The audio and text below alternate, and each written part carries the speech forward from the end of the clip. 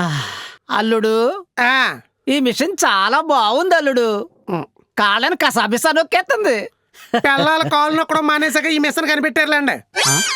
కనుక అప్పటికి ఇప్పటికి చాలా ఆ, మారింది. అంటే నా ఫస్ట్ మూవీకి ఇప్పటికి now you have lot of options, many realistic characters, relatable characters. ఇప్పుడు మీరు లిటిల్ హార్ట్స్ సినిమాలు అని మంచి మంచి సినిమాలు చూస్తే చాలా ఉన్నాయి.